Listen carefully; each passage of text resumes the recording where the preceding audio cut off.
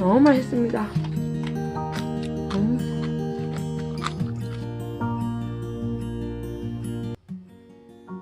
안녕하십니까. 템플라이프의 은주성입니다. 지난번 오이지 영상을 많이 조회해 주셔서 거기에 맞춰서 오이지 가지고 할 수 있는 요리 몇 가지 올려보겠습니다. 오늘은 그 지난번 오이지 담은 뒤에 어떻게 보관해야 되는지 하고 오이지 무침 한번 해보겠습니다. 이렇게 김발물이 찰금찰금 되어 있습니다. 이 중에 5개 꺼내서 이렇게 꺼내서 제가 오이지 무침 해보겠습니다. 이 통에서 오이지를 꺼내실 때요, 손을 깨끗하게 씻었는 손으로 쓰시거나 이 장갑이나 비닐장갑을 끼고 사용하십시오. 스킨 로션을 바른 손으로 사용하시면 이 물이 변이가 생길 수 있습니다. 꼭 잊지 마시고 그렇게 해주셨으면 좋겠습니다.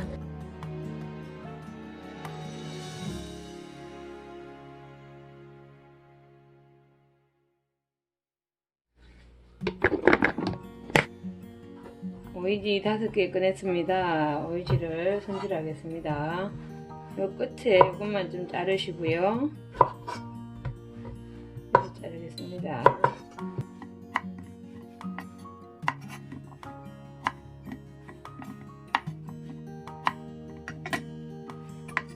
오이지를 조금 그래도 얇게 쓰는 게 좋습니다. 이 정도 두께면 아닥아닥하게 먹을 수 있습니다. 너무 굵으면 맛이 배이는 게 조금 힘들어요. 그래서 너무 또 가늘어도 씹히는 맛이 없어요. 근데 그거는 본인의 기호에 따라 조금 다르게 하실 수 있을 것 같습니다.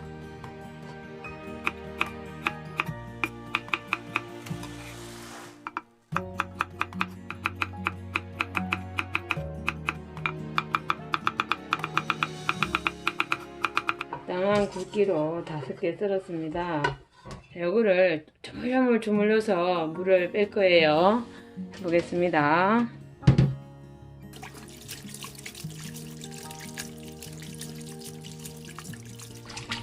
이렇게 조물조물 주물러서 조리에 하시고요. 다시 또 조물조물 하시면 됩니다.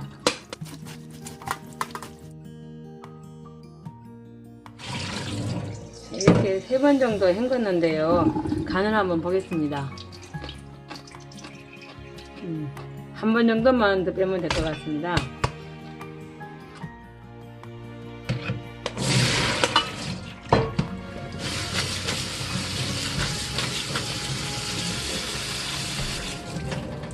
간 한번 보겠습니다. 됐습니다. 아마 제가 담았는 레시피대로 담으셨던 분들은 오이가 그렇게 짜지 않으실 거예요. 그리고 잘 절여졌기 때문에 이걸 굳이 담궈 놓지 않으셔도 될 거예요. 근데 혹시나 소금 염도가 달라가지고 조금 짜다 싶으신 분은 한 5분 정도만 물에 담궈 두세요. 근데 중간중간에 이렇게 맛을 보십시오. 너무 짠맛이 다 빠지면 양념에 소금 간을 안 할 거기 때문에요. 약간은 간기가 남아 있어야 합니다. 간기가 남아 있는 상태로 저는 이제 이 상태로 사용하겠습니다. 오이지 물이 좀 빠지는 동안 그에 들어갈 양념장 만들게요. 요 고추, 홍고추 2개하고 요거는 청양고추입니다. 청양고추 2개가 있으면 오이지 5개 정도 무치는데 적당한 양입니다. 그러니까 오이지 양에 맞춰서 고추 양을 정하십시오. 홍고추 절반 갈라서 곱게 다지겠습니다. 씨 굳이 빼지 않으셔도 됩니다. 근데 좀 껄끄러우신 분들은 이렇게 빼시면 돼요. 이건 청양고추인데요. 매운맛이 싫으신 분은 안 넣으셔도 상관은 없지만 청양고추 대신에 풋고추를 넣으세요. 근데 오이지 무침에는 이 청양고추가 들어가야지 제맛이 나거든요. 매운맛을 싫어하시는 분이어도. 그럼 매운맛이 아주 싫으신 분은 1개만 넣으십시오. 나머지 1개는 풋고추로 대체하시면 됩니다. 자, 청양고추도 이렇게 해서 살짝만 빼겠습니다. 다지겠습니다.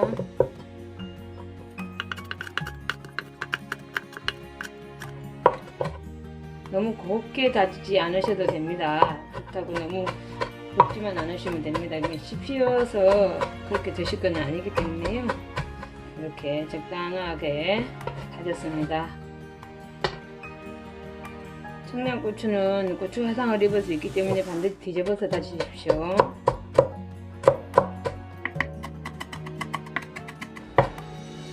청양고추도 너무 곱게 다지지 않으셔도 됩니다. 이렇게 해서 청양고추 준비하시고요.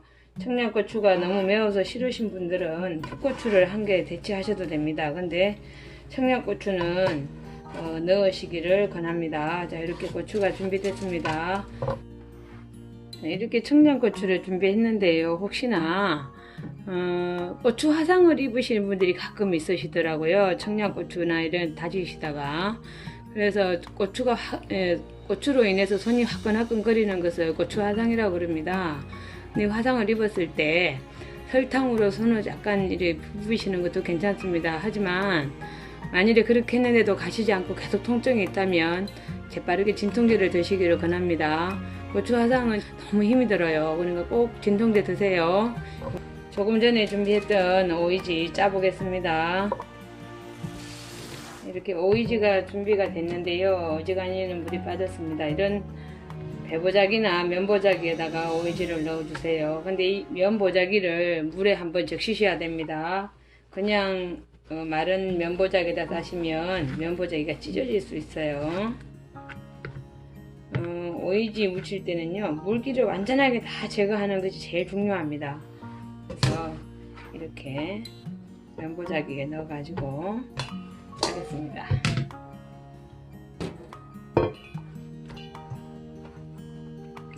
이렇게 해서요, 이렇게 짜시면 됩니다.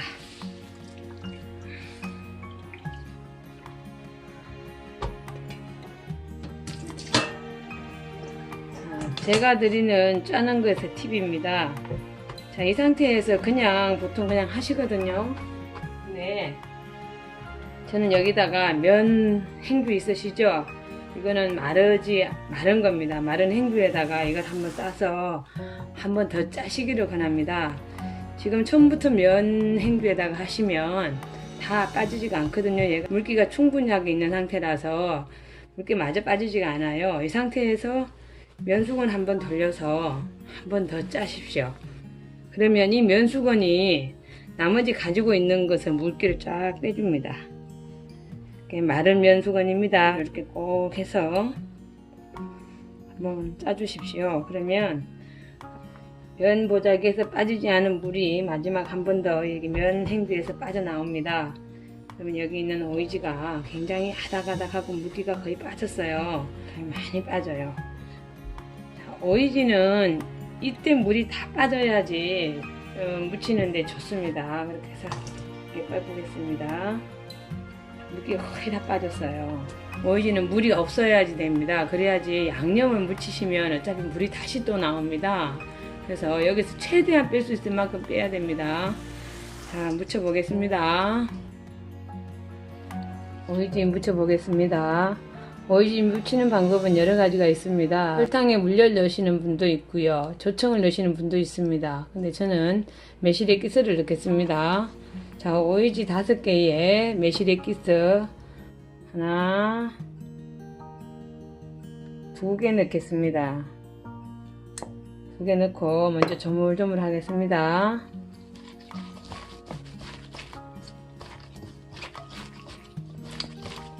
기본적으로 약간 간이 되어 있기 때문에 소금은 넣지 않습니다.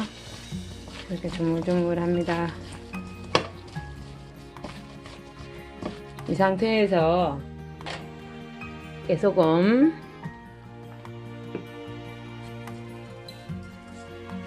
참기름,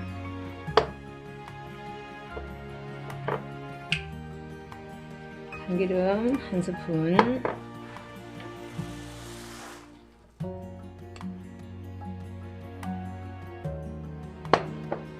됐습니다. 그리고 다시 조물조물 합니다.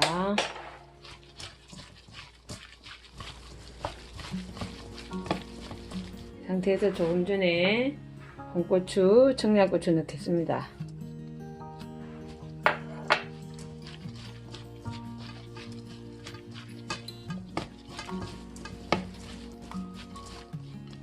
저는 개인적으로 고춧가루를 넣지 않는데, 만일에 그 고춧가루 넣으시기로 원하시는 분은 여기서 고춧가루를 넣으시면 됩니다. 그리고 제 거 채널을 구독하시는 분들은 이미 다 아실 것 같아요. 이 오이가 찬 음식이기 때문에 제가 꼭 넣는 게 있습니다. 바로 이 생강가루입니다. 생강가루 한 꼬집 정도, 그리고 후춧가루 시판 하는 겁니다. 요거 한 번만 탁 틀어서 넣겠습니다. 그리고 조물조물 다 됐습니다. 너무 간단하죠? 근데 정말 맛있어요. 이렇게 해서 한번 드셔보세요. 지금 이렇게 물이 거의 안 나오죠?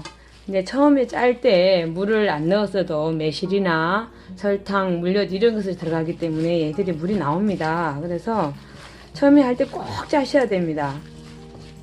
그래야만 이게 오독오독 씹히고 맛있어요. 제가 간 한번 보겠습니다.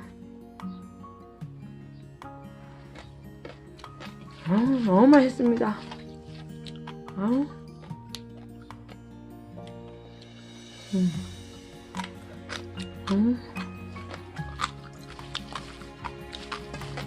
너무 아삭아삭하고 맛있습니다.